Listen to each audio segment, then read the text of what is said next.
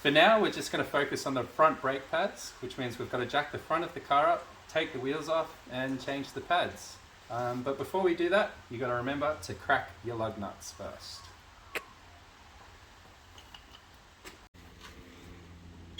Oh.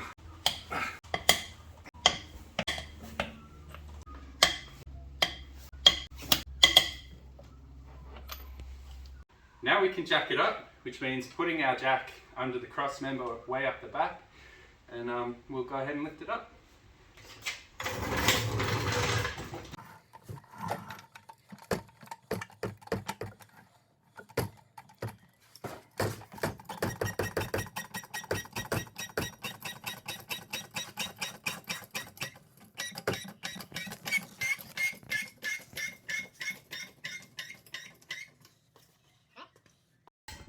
Alright, now the wheels are off the ground, we can support it with our jack stand.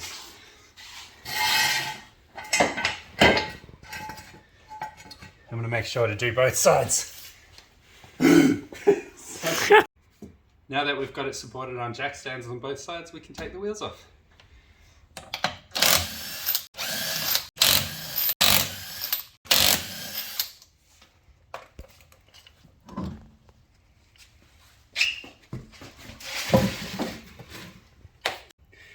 These rotors are looking pretty good, so I don't think we're going to need to replace them, but I'll measure them anyway just to check.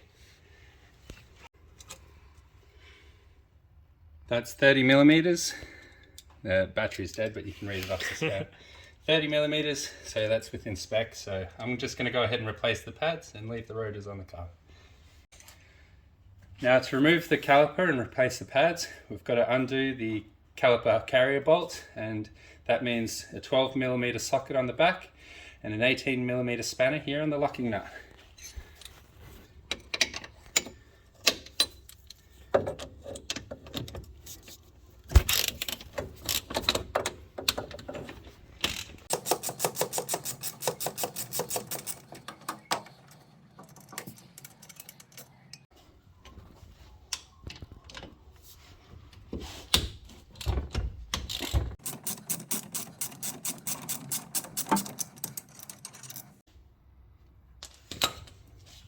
Now we can just remove the caliper. I'm going to just let it hang here. There's a spring on this brake line that's going to protect it, so I'll just leave it here. Alright, in order to get the rear pad out, I'm going to have to take off the carrier, which is two 15 bolts on the back. But in order to get access, I just need to pop this brake line out of its holder. I'll move that right out of the way, tuck it up the back here. As long as there's not too much stress on the brake line, we're good to go.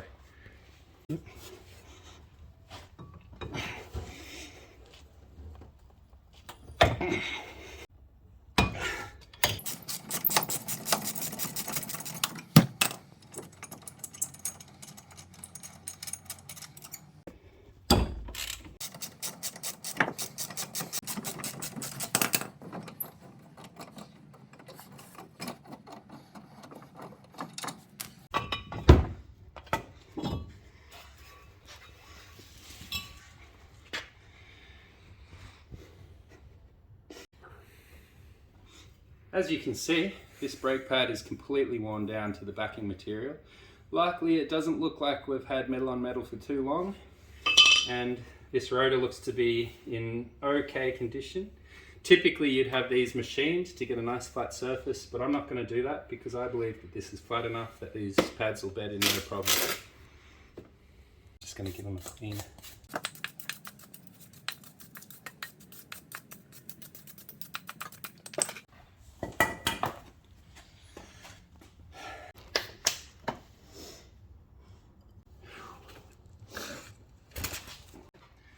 Alright, now we've got to compress these pistons back inside the caliper, and there is a special tool to do that, but I've lent it to a friend, so I'm just going to settle for using the old brake pad and this G-clamp, and we'll squish it in this way.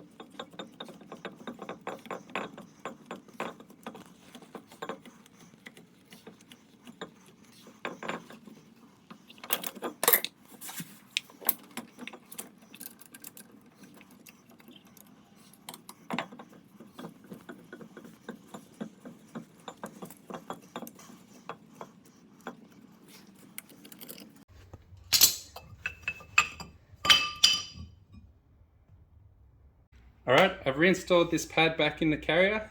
That way it will make it easier for reinstallation.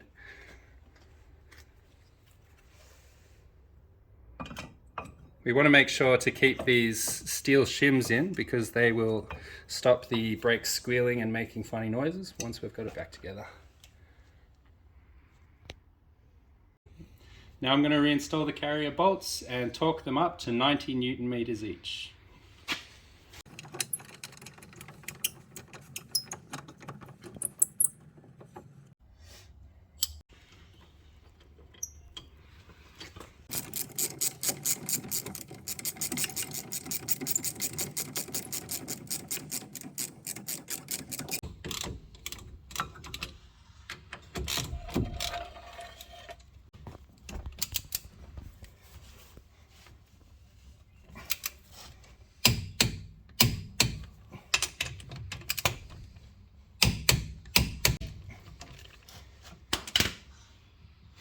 Alright, now we can slide the caliper back onto the carriers over these pads. And we'll torque these to 30 Newton meters.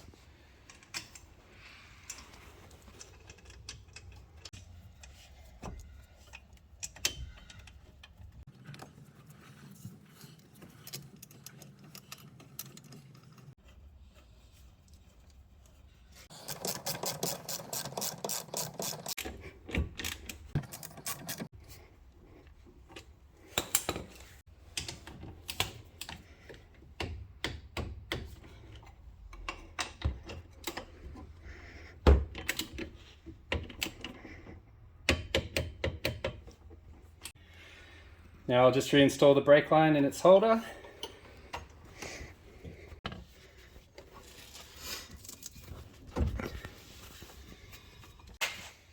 Alright, now that we've got this back together, we can put the wheel back on and jobs are good.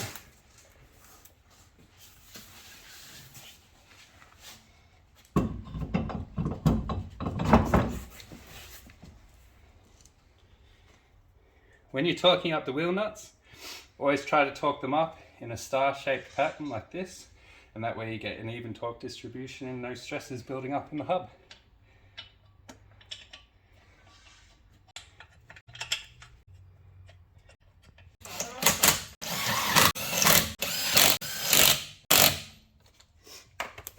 This is done. Let's see how Al goes on the passenger side.